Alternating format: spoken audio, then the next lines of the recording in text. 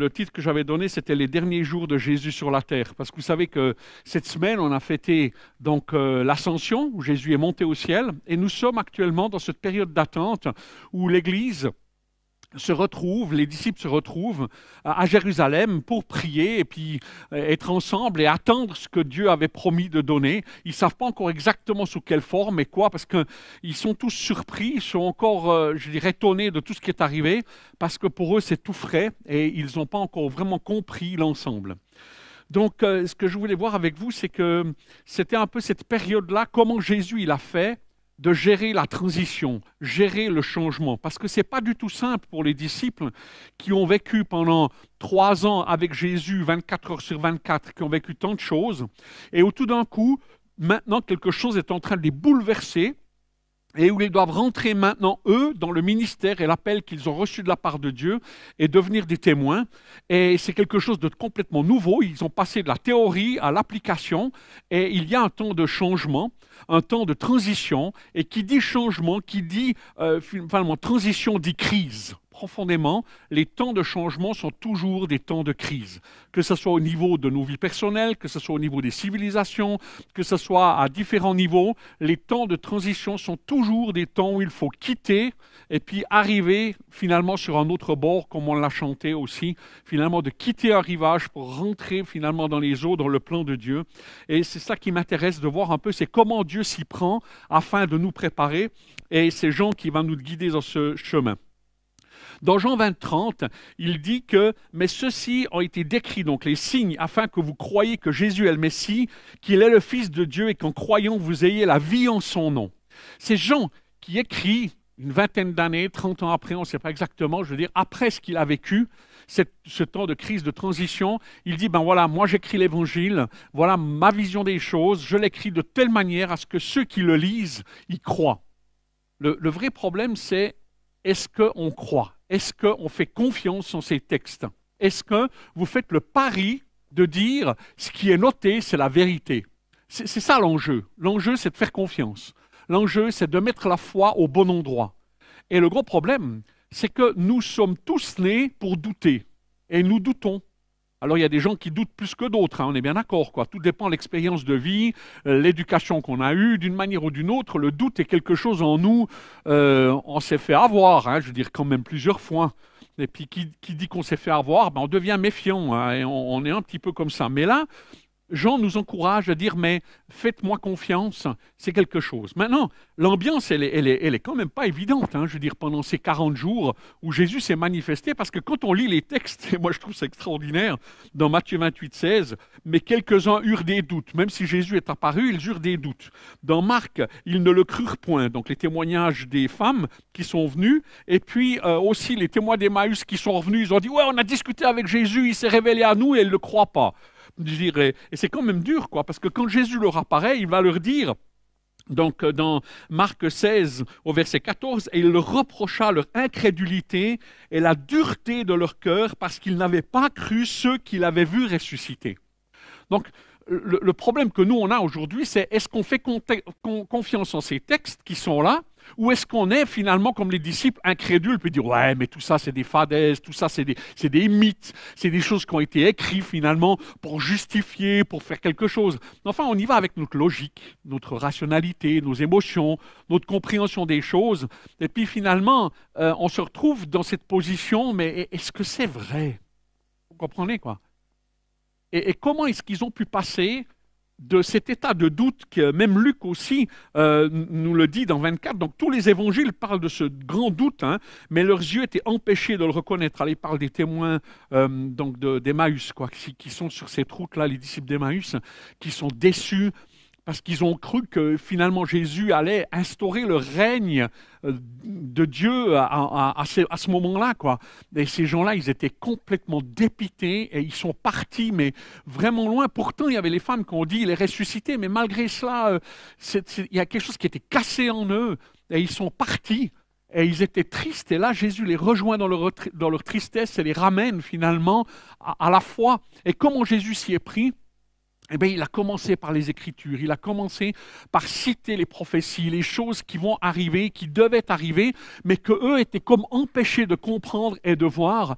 Et il a fallu un travail de persuasion, d'intelligence, de compréhension de la part de Jésus pour que ces deux disciples disent, mais c'est le Seigneur, et ils retournent le soir même pour témoigner de cela, mais même quand eux témoignent, les disciples n'y croient pas. Donc c'est quand même dur, hein. Et puis, Jésus, quand il apparaît le soir, on le voit, il leur dit, mais ne soyez pas effrayés, croyez, venez, touchez. Et puis, il y en a un qui n'était pas là. Vous savez qui c'est? C'est Thomas, hein? Il y a des Thomas parmi nous? Hein? Des gens qui ont besoin de se sécuriser, d'être sûrs. Mais attention, hein, c'est sûr de chez sûr. Hein? Donc, ils veulent des trucs, quoi. Et puis, malgré ça, dans le texte, au verset 40, il est dit, ils ne croyaient toujours pas. Alors, je ne sais pas, vous, comment vous réagissez souvent, des fois, dans nos vies. Je veux dire, il y a des choses évidentes qui nous frappent. Et puis là, franchement, c'était frappant, mais ils étaient dans ce temps de transition. Ils n'ont pas compris la mort, ils n'ont pas compris la résurrection, parce que pour eux, tous, c'était clair que Dieu devait faire ça.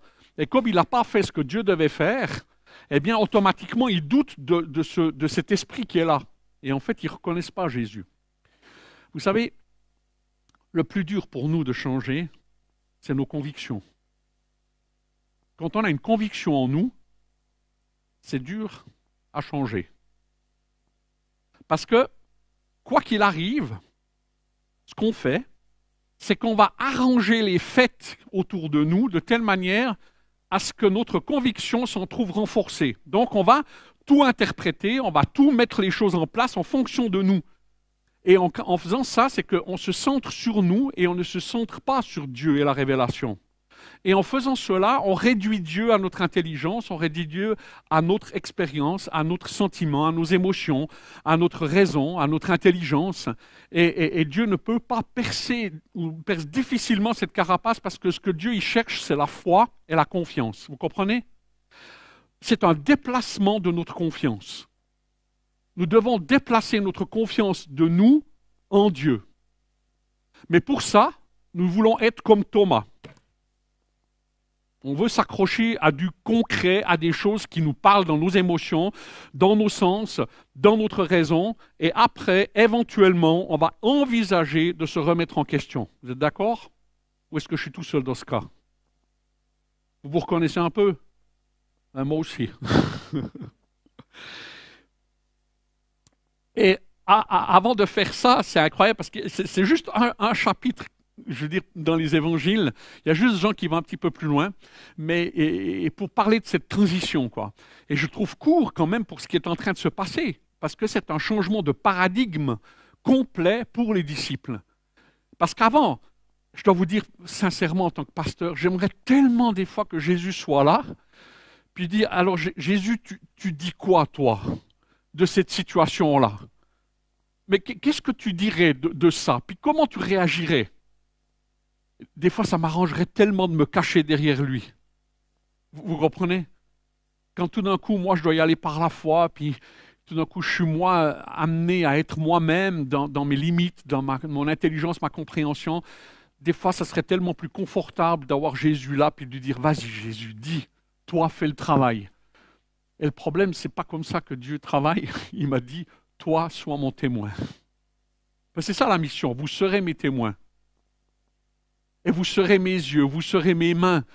Et je dois vous le dire, plus j'avance dans ma vie, et plus je dis, mais Seigneur, c'est une mission impossible. Et pourtant, c'est cette transition-là que les disciples sont en train de vivre. Ils sont en train de vivre Jésus qui va les quitter, qui les a quittés, et il y a quelque chose de nouveau qui va arriver, ils ne savent pas encore. Et ils sont dans cette expectative.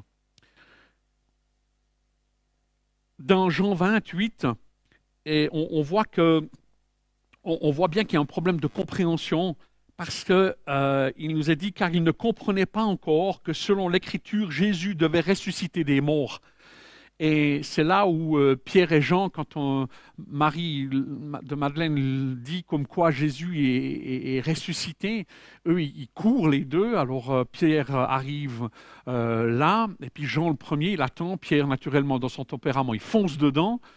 Et puis là, il ne comprend pas, il ne voit pas. Et puis Jean, il vient dans un deuxième temps, il rentre. Et la Bible nous dit que c'est là qu'il a compris. Jean, c'est au moment où il rentre dans le tombeau, puis qu'il voit le linge, qu'il voit les choses, que tout d'un coup, il se souvient, Jésus nous a dit qu'il devait ressusciter. Et là, c'est là que Jean, lui, il fait le pas. Mais c'est Pierre qui, plus tard, aura une révélation particulière, on le voit aussi dans un autre évangile, où là, Jésus apparaît personnellement à Pierre aussi, pour lui parler. Et là aussi, il témoigne. Mais ce que j'aimerais vous dire, c'est que toute l'ambiance qu'il y a là, eh bien, c'est le doute. Pour les disciples, ça a été le doute. C'est difficile. Pour Thomas aussi, particulièrement. Et c'est compliqué. Et puis même Marie-Madeleine, qui pourtant était amoureuse de Jésus, vraiment, franchement, elle était amoureuse de Jésus. Pour elle, c'était sa vie.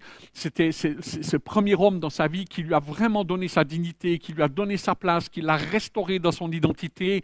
Et là, tout d'un coup, on a tué son amour, quoi. On a tué sa raison de vivre. Et là, elle est dans le jardin en train de dire, mais où on a mis le corps, où on a mis le corps. Elle est complètement perdue. Et puis là, elle confond même le jardinier avec Jésus en disant, mais tu l'as mis où? Tu l'as mis où? Dis-moi où tu l'as mis. Hein? Moi, crache le morceau maintenant. Tu vas me dire où tu l'as mis, hein, quand même. Parce que là, moi, je suis dans tous mes états, quoi.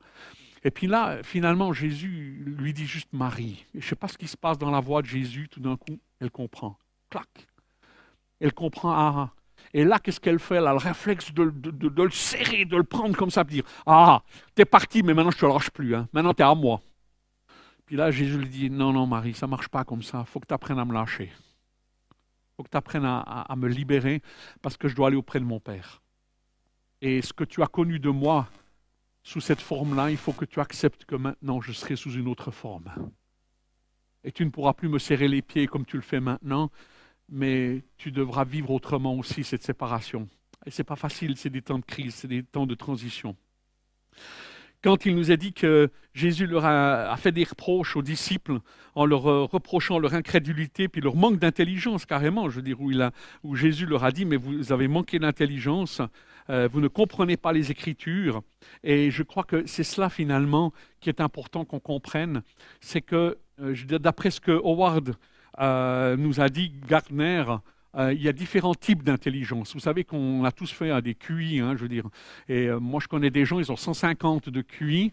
Donc, au niveau rationnel, logique, c'est génial, c'est des gens super, mais alors au niveau relationnel, c'est compliqué. Voilà, je veux dire, on n'a pas tous toutes les compétences, quoi, je dirais. C'est ça qui a poussé finalement des gens à comprendre, mais comment ça se fait que des gens qui ont un QI aussi élevé ne réussissent pas nécessairement leur vie? Et ça a fait pousser des réflexions, quoi. Et puis en fait, Howard, il a fait une théorie sur 9 types d'intelligence, qui est l'intelligence des langues. C'est vrai, on a tous des gens qui apprennent les langues, mais comme ça, mais d'une manière extraordinaire. Ils en parlent 8, 9, 10. C'est un don, c'est une intelligence particulière. Il y a des gens qui sont vraiment dans les mathématiques, dans la logique, ça c'est le fameux QI. Il y a l'intelligence spatiale. Par exemple, dans la course d'orientation, où les Suisses sont champions du monde maintenant, on vient de le faire. Hein. Ça, c'est l'orientation, c'est la vision spatiale, comment on est dans l'espace, ou la création en 3D d'une manière ou d'une autre. Il y a aussi l'intelligence intrapersonnelle. Ça, c'est la capacité de réfléchir sur soi, de prendre la distance avec soi-même, puis de s'analyser. Moi, il y a des fois, je suis étonné, quand on dit des choses à certaines personnes, elles sont incapables de comprendre ce qu'on leur dit. Parce qu'elles ne réfléchissent pas, elles n'arrivent pas à réfléchir sur elles-mêmes. Elles n'ont pas cette compréhension des choses où elles peuvent se remettre en question et réfléchir. Mais ça, c'est des types d'intelligence où il y a des gens qui sont très perspicaces pour dire leurs émotions, dire ce qu'ils ressentent, qu'ils comprennent, qui peuvent verbaliser les choses. Puis il y en a d'autres, c'est laborieux, c'est compliqué, c'est difficile. Et c'est pas facile. Puis après, il y a l'intelligence interpersonnelle. La qualité de relation qu'on peut avoir les uns avec les autres. Des gens, on a du plaisir d'être avec. Vous connaissez, c'est des gens comme ça? Quand vous êtes avec eux, vous vous sentez bien, vous vous sentez juste accueilli, aimé, et écouté, respecté, et qui fait que, je veux dire, on a juste du plaisir d'être avec eux, quoi. Et c'est ça, cette qualité, je veux dire, interpersonnelle. Il y a aussi l'intelligence corporelle, les kinesthésiques, je veux dire, les manuels, quoi. Mais moi, par exemple, je ne sais pas si vous m'avez déjà vu danser. Je veux dire, je suis un éléphant. Ça ne me gêne pas parce que je l'ai accepté, je tombe. Voilà. Mais quand j'en vois d'autres, là, comment ils dansent, je dois vous dire, mais waouh! Ils sont géniaux, quoi. Ils ont une relation avec leur corps, leur manière de bouger et tout. Hein. Je veux dire aussi, quand on regarde les jeunes qui font du hip-hop et autres, quoi, il y a une intelligence, il y a une compréhension du corps, de comment ça marche, c'est juste extraordinaire. Bien sûr, il y a le côté musical, ça c'est un peu un côté qui... ouais, on dit ça se travaille, moi je suis d'accord, je veux dire, mais un Mozart à 5 ans qui est capable de composer et puis déjà de vivre des trucs comme ça, il faut quand même reconnaître que c'est hors norme, vous êtes d'accord? Moi je pense que quand lui il avait 5 ans, il me faut au moins 20 ans de travail pour arriver à lui à 5 ans. Et voilà, ça sert à rien, je veux dire, il ne faut pas se battre, il faut faire pour avoir du plaisir, mais je ne suis pas un génie là-dedans, c'est tout, basta, c'est comme ça, quoi. Puis il y a l'intelligence naturaliste, la compréhension des choses, de la nature, l'écologie, comment les choses fonctionnent, les animaux et autres, ils sont passionnés, ils ont le sentiment, ils voient les choses. Et puis la dernière intelligence dont Jésus nous parle, c'est celle-là, c'est l'intelligence existentielle ou spirituelle, d'après Howard Gardner. Et c'est cette intelligence-là que Jésus dit, mais est-ce que vous êtes intelligent spirituellement? Et ça veut dire quoi? Intelligent spirituellement, selon Jésus, quand on voit les pèlerins d'Emmaüs, quand on voit les disciples, quand on voit ce qu'il dit, il dit « parce que l'Écriture a dit ». Parce que la Bible dit, les prophéties ont dit, est-ce que vous avez l'intelligence de la Bible? Est-ce que vous avez l'intelligence de la parole de Dieu? Et ça, c'est quelque chose qui est un don aussi que Dieu nous fait. Par la venue du Saint-Esprit, où la venue du Saint-Esprit nous ouvre l'intelligence et nous permet de comprendre. Aujourd'hui, on vit une situation de crise majeure au niveau politique, au niveau de ce qui se passe en Palestine. Alors, sans vouloir rentrer du tout dans le débat, mais juste pour vous montrer l'intelligence, dans Zacharie 12, 3, il est dit « En ces jours-là, je ferai de Jérusalem une pierre pesante pour tous les peuples. Tous ceux qui la soulèveront seront meurtris, et toutes les nations de la terre s'assembleront contre elle. » Ça, c'est la parole. L'intelligence de comprendre la parole, de comprendre les temps. Et je suis sûr qu'il y a beaucoup de gens qui ne comprennent pas la parole. Et ça, c'est un cadeau et un privilège que Dieu nous fait. Après, qu'est-ce qu'on fait de cette compréhension? Ça, c'est autre chose. Mais là, on voit que Dieu veut nous révéler les choses. Et c'est important qu'on le comprenne. Donc, ce qu'on a vu par rapport à ces différents témoignages qu'on a dans l'évangile de Jean, où on a Marie qui découvre Jésus dans ce jardin et où Jésus l'encourage à lui dire « Marie, tu m'as connu d'une certaine manière, mais maintenant, il faut que tu me lâches de cette manière-là parce que je veux rentrer dans une nouvelle saison, dans quelque chose de nouveau que tu ne connais pas et il faut que tu acceptes. Il faut que tu fasses le deuil. Il faut que tu fasses le deuil de comment tu m'as connu, de qu'est-ce que tu as reçu de moi et je reviendrai mais sous une autre forme. Et tu dois l'accepter. Parfois dans nos vies, on passe par des crises parce que Dieu change de langue. Je ne sais pas si ça vous est arrivé, mais moi, ça m'est arrivé. J'ai passé par une crise profonde où Dieu a changé sa manière de me parler. Il m'a fallu 3 ans pour intégrer ce changement. Parce que j'ai dû faire toutes les phases de Kubler-Ross, les 5 étapes, pour arriver finalement à accepter, puis de dire, OK, je meurs. Je fais le deuil de comment j'ai vécu les choses, puis j'accepte maintenant de vivre des choses nouvelles. Et si une fois ça vous intéresse, regardez Kubler-Ross, les différentes étapes sur le deuil, sur la mort. C'est des phases qu'on a tous et elles sont très intelligentes, c'est vraiment bien fait. Et ça aussi, c'est en nous. Je dirais, Marie, elle a aussi dû passer par là, par cette mort, ce deuil, où elle a vraiment dû abandonner cette vision pour recevoir une nouvelle. Vous savez, c'est un peu comme avec les enfants, je veux dire, dans notre manière qu'on a d'être avec eux quand ils ont 5 ans, c'est pas la même que quand ils ont 30 ans, vous êtes d'accord? Parce que si vous êtes toujours les mêmes à 30 ans, c'est qu'il y a un problème, pas nécessairement de leur côté. Donc aussi, nous, on mûrit, on grandit. Et il y a aussi des étapes de crise, on a aussi notre adolescence. Et je veux dire, pour les enfants de chrétiens, c'est très souvent leur adolescence. À un moment donné, ils remettent de côté tout ce qui est Dieu, puis ils veulent découvrir le monde, puis ils veulent voir les choses d'une autre manière, quoi. Et c'est normal, ça fait partie des choses de la vie. Mais s'ils ont bien compris que Dieu est plus grand que tout cela, ils reviendront. Parce que qui d'autre peut donner les paroles de la vie? Et qui va vraiment donner un sens à tout ça? Eh bien, il n'y a que Dieu, quoi. Et d'une manière ou d'une autre, eh bien, on passe par ces étapes de crise et c'est des étapes de croissance. Et Dieu fait avec nous. Et il est dans nos transitions, il est dans nos changements. Pour Jean, eh bien, lui, il était assez proche de Jésus et pour lui, à un moment donné, il comprend certaines choses et il avance parce que lui, il avait une intuition, il avait un sentiment et on le lit quand on lit Jean. Si vous voulez connaître qui est Jésus, vous lisez l'évangile de Jean. Si vous voulez savoir qu'est-ce que Jésus a fait et il a dit, vous lisez l'évangile de Luc. Mais Jean, c'est le seul qui va nous dire qui est Jésus. Parce que Jean, il avait l'intelligence de la compréhension de la personne de Jésus. Et c'est lui qui nous révèle le mieux qui est l'identité de Jésus. Et il a cette sensibilité, mais lui doit aussi passer par cette compréhension et par ce changement. Il y a Thomas qui, lui, dans le fond, est totalement désécurisé dans sa vie. Il n'arrive pas à faire confiance à ses disciples. D'ailleurs, Jésus va le lui dire, mais tu as le cœur dur. Tu n'arrives pas à faire confiance. Ça fait 3 ans que tu vis avec eux, ça fait 3 ans que tu vis avec moi. Tu ne crois toujours pas en moi et tu as toujours besoin d'être rassuré. Et ce que je trouve formidable, c'est que Jésus lui dit, je dirais bien sûr, tu as le cœur dur, quoi. Mais viens Thomas, viens, mets ta main là. Mets ton doigt là. Mets ta main là. Et crois. Allez, fais confiance. Fais-moi confiance. Et même si ça passe par tes sentiments, même si ça passe par tes émotions, même si ça passe par ton besoin de sécurité, si ça passe par ton intelligence, si ça passe par qui tu es et que tu filtres tout au travers de cette blessure, originale ou pas, de ta manière d'être, eh bien moi, Dieu, je sais te rejoindre même au travers de cela. Moi, je trouve personnellement Dieu formidable. Je trouve incroyable comment Dieu il sait faire avec chacun de nous, même dans nos doutes, dans nos moments où on a tellement besoin de se rassurer, parce qu'on est tellement perdu, parce qu'on a tellement peut-être été abusé, où on a tellement vécu de déception, où on a tellement fait confiance, puis on n'aurait pas dû donner cette confiance. Ça s'est retourné contre nous d'une manière ou d'une autre. Et là, nous, on est simplement dans notre état de méfiance et où Dieu s'invite et il vient dans nos besoins et il se révèle à chacun d'entre nous dans nos besoins. Vous comprenez?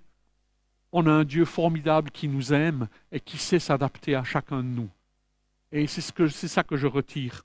Et puis Pierre, l'impétueux, Pierre, là, c'est le premier sur l'eau, c'est le premier dans le tombeau, puis c'est le premier aussi finalement à aller pêcher et puis à sauter dans l'eau à la fin quand il voit Jésus. Il est impulsif, Pierre. Et puis, il est un petit peu prétentieux, mais ce n'est pas qu'il est prétentieux, c'est un optimiste né. Donc lui, il croit que tout est possible. Et puis, mais moi je te promets, je ferai ceci et cela. Et puis on s'engage. Et puis il vit les choses à fond, je veux dire, pour Dieu comme ça. Et c'est un impulsif, lui. Et, comme je l'ai dit, quoi, je veux dire, c'est quelqu'un. Il parle d'abord, il réfléchit après. Et quelque part, bah, des fois, une fois qu'il réfléchit, il se dit ouais, j'aurais pas dû. Je ne sais pas si ça vous est déjà arrivé. Moi, ça m'arrive assez souvent. Je dirais, j'aurais quand même dû réfléchir sur ce coup-là. Hein, des fois, je m'engage dans des trucs, puis quand je fais quelque chose, d'un coup, je suis face à la réalité, et tout d'un coup, je me dis, oh là là, mais qu'est-ce que je fais ici? Puis je dois aller jusqu'au bout, quoi. Puis c'est là où il faut se battre contre soi-même, et puis aller au bout des trucs. Ben, Pierre, il est un peu comme ça aussi, mais Dieu aime aussi les pierres. Et puis ces gens qui ont fait des promesses, qui ne les ont pas tenues. Puis Pierre aussi, il est blessé profondément dans sa personnalité parce qu'il s'est comparé aux autres et puis il est là, il a un besoin de réhabilitation, il a un besoin de guérison intérieure. Même si Jésus est apparu, je veux dire, la question de Pierre c'était, mais Jésus, tu me fais encore confiance? Moi, je n'arrive pas à me faire confiance. J'arrive plus à me faire confiance. Est-ce que tu me fais encore confiance? Est-ce que toi, Seigneur, tu es encore prêt à miser sur ce mauvais cheval que je suis? Et Jésus, avant de partir, il fait le ménage. Il dit, mais bien sûr, Pierre, bien sûr, je te fais encore confiance. Mais apprends à maîtriser ces choses. Et puis je te promets une chose, c'est que maintenant tu mènes ta vie comme tu as envie, quoi. Mais à la fin de ta vie, on te mènera là où toi tu veux pas aller. Et quelque chose d'autre, ça va aller, Pierre. Fais-moi confiance. Et je vais faire ce que je t'ai dit. Et les promesses que je t'ai données, je vais les accomplir. On a un Dieu formidable. Chacun de vous qui avez trahi Dieu d'une manière ou d'une autre dans votre vie, ça n'empêche pas Dieu de vous aimer, ça n'empêche pas Dieu de vous utiliser, ça n'empêche pas Dieu de s'approcher de vous et de vous guérir, de vous changer, parce que lui, il croit en vous. Même si vous, vous ne croyez pas en vous-même, Dieu, il croit en vous. C'est pas formidable? Dieu a confiance en vous. Même si nous, on n'a pas confiance en nous, la seule clé pour ça, c'est de lui faire confiance. C'est la seule clé. Non pas par ma force, mais par ton esprit. Non pas par mon intelligence et ma compréhension des choses, mais par ton esprit. Et la clé pour moi, c'est juste de soumettre ces choses à Dieu et de laisser être Dieu dans ma vie. Et de ne pas me centrer sur moi, mais de me décentrer et de laisser Dieu être Dieu dans ma vie. C'est une invitation, c'est une transition, c'est un changement. Et franchement dit, j'ai l'impression que toute ma vie, c'est une transition. Toute ma vie, je suis appelé à lui faire confiance et à renouveler ma confiance. Et parfois, si je tombe, ou parfois si je suis déçu de moi, eh bien, de regarder à Dieu et de lui dire, Seigneur, regarde, voilà où j'en suis. Seigneur, franchement, c'est pas terrible, quoi. Viens m'aider. Et vous savez quoi? Dieu, il vient. Parce qu'il fait grâce aux humbles. Il résiste aux orgueilleux, mais il fait grâce aux humbles. Et si on a cette attitude où on fait des choses puis qu'on se trompe, ce n'est pas vraiment grave. Ce qui est grave, c'est de rester dans l'erreur et de rester dans les choses du passé et de ne pas vouloir rentrer dans les choses que Dieu a prévues pour chacun de nous, quoi. Et c'est pourquoi nous sommes appelés à lui faire confiance. Et ce fameux chant qu'il a pris, je m'abandonne, je pense que c'est vraiment ça le sens du message.